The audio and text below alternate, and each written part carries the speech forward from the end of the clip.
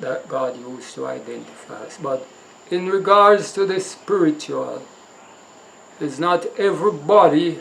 Everybody is a spirit will be grafted in and become spiritual, but there are some that is spirit. We are all spiritual, because if we be Christ, then are Abraham's seed. So we are all spiritual, and that's a general factor. But in terms of the 144,000, they will show sign of being an Israelite. Yes. Brother Williams, if I may, and this is something that I really would ask us very strongly to do over the week, that we go back, and there's the scripture I was trying to give was, if you write this down, Genesis 35, verse 22 to verse 26.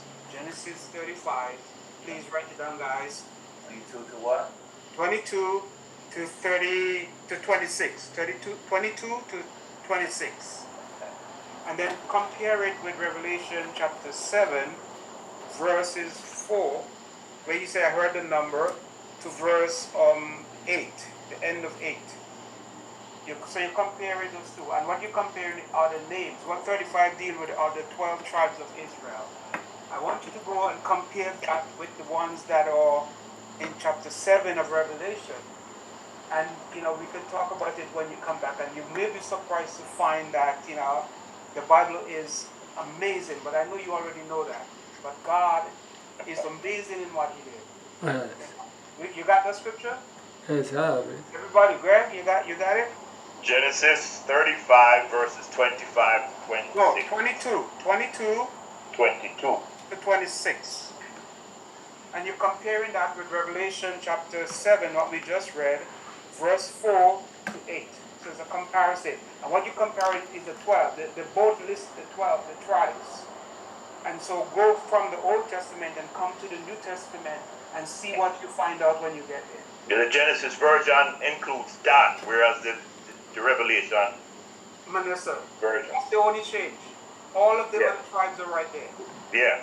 So that, and the reason is because of the apostasy of Dan. Right. And so, as Brother Williams, alluded to it a bit, we didn't go into a great deep, but you notice that God acknowledged the promise He made to Abraham that a remnant of your seed will be saved. Yes. And He keeps this promise. He cannot lie. Yeah, just that. And I think Brother Williams had called it in a similar manner he dealt with the apostles, eliminating Judas and replacing him. Yeah, they're type. They're type, and the type confirm the truth. That's what He gave them. The type is like, okay, so this happened. The temple in heaven, build it exactly as I've assured you, because it has to conform what is in heaven. Type. Anti-type. That's so great. So, it's a very interesting thing. God led with it because we'll be fussing about it today. Yeah. But He left in the Word so that He can clarify, let the Word clarify itself. All the books of the Bible end in Revelation. It is. And this is exactly what He did, what He did here. So. Yeah.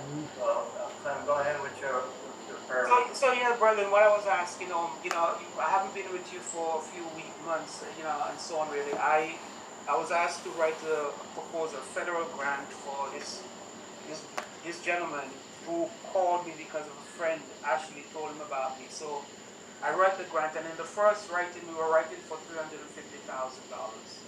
And when I was about to submit the grant, Lloyd, I think I mentioned to Lloyd some of this, I saw another grant for $1 million with a later date.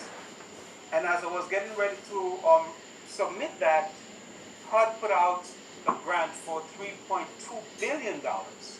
Right. And they make this, they call it the higher end of what you can apply for is $15 million. And the lower end is like, 25,000, whatever. But so what we decided to do, instead of going up to the 350,000 and even $1 million, because the project that we are writing is for the homeless, to end homelessness. The federal government has a project that's supposed to end homelessness, and they ask you to pick different aspects. So we're dealing with youth, young people, 14 to 24, to end homelessness among them. Others are dealing with the older group, veterans and other things like that. And so we decided that I wrote the grant, I had to do some changes to it to fit the 15 million. We're not going for the whole 15 million. The project can do that.